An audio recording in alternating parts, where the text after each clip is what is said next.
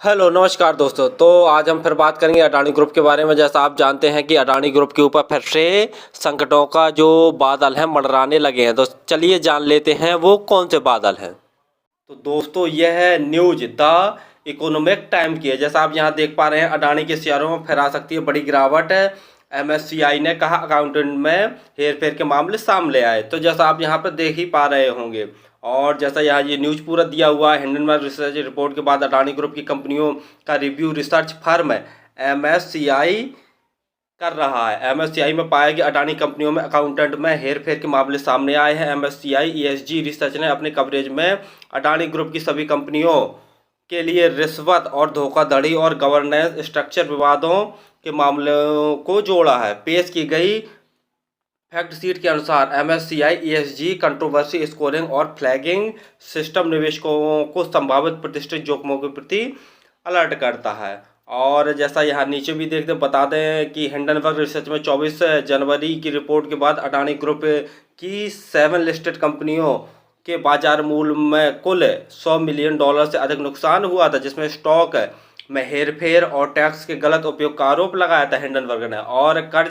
के स्तर पर भी चिंता की गई थी। अडानी ने चिंता को खारिज किया और किसी भी गलत काम से इनकार किया था।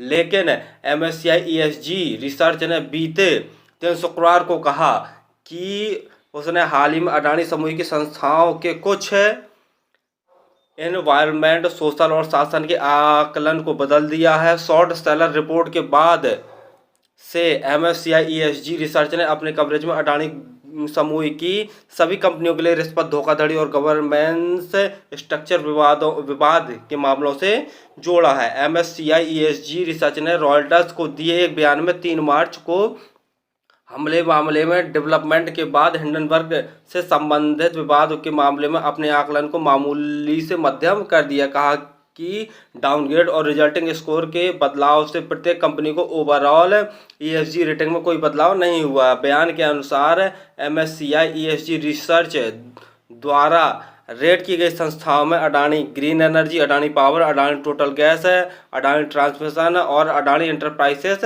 शामिल है। और जैसा आप जानते हैं कहा गया है कि इस सप्ताह एमएससीआई रिसर्च ने अपने सभी कवर किए गए अडानी समूह की संस्थाओं को अकाउंट जांच मैट्रिक्स से हेरफेर चिन्हित की है। एजेंसी की ओर से पेश की गई फैक्ट शीट के अनुसार MSCI ESG controversy scoring flagging system निवेशकों को संभावित प्रतिष्ठित जोखिमों के प्रति अलर्ट करता है। कहा गया है कि विभिन्न अडानी समूहों की संस्थाओं में एमएससीआई रिसर्च ने शासन, बोर्ड की स्वतंत्रता, सम्मिलित पार्टी लेन देन और शेयर धारकों को नियंत्रित करने से जुड़े मुद्दों की पहचान की है। और मीडिया से ऐसी भी न्यूज आ रही है कि जो अडानी है, अडानी अंबुजा सीमेंट लिमिटेड में अपनी 4 से 5% हिस्सेदारी बेच सकता है, जिसकी कीमत 3,680 करोड़ है।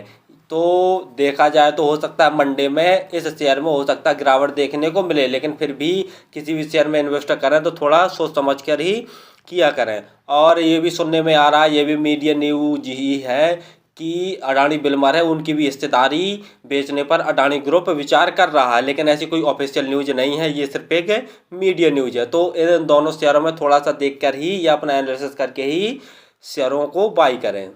हमारे चैनल को सब्सक्राइब जरूर कर लें ताकि आपको समय समय पर शेयर मार्केट से संबंधित जानकारी और आईपीओ से संबंधित जानकारी मिलती रहे। और किसी भी शेयर में इन्वेस्ट करें तो आप स्वयं का एनालिसिस करके ही इन्वेस्ट किया करें। धन्यवाद।